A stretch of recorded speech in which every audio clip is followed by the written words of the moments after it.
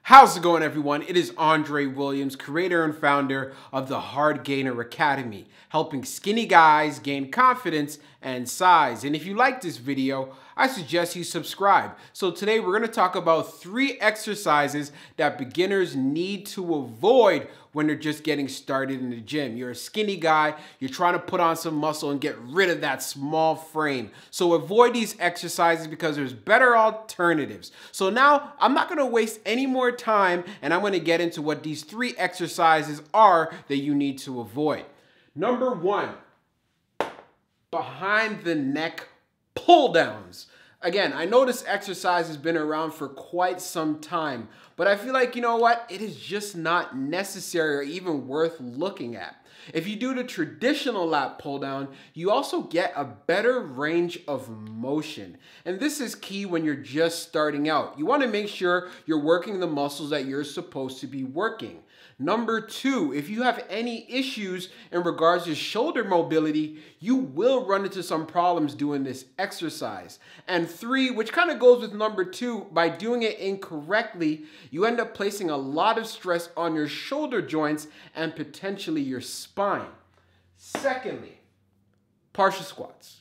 I'm not going to rant too much about this one.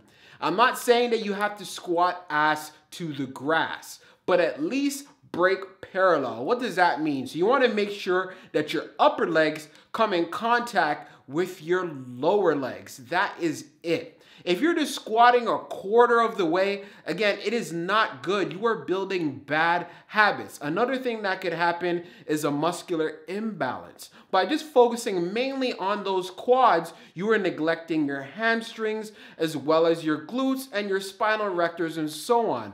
And a strong posterior chain will help you go a long way in building a stronger and bigger leg. So by neglecting them, it just sounds like a really bad idea. So if you really cannot get the form down, I highly suggest start off with a beginner exercise like goblet squats. You can even do body weight squats. You could even do wall squats and so on. Get the form down right so you can work more muscles and build some big legs. Number 3, the guillotine.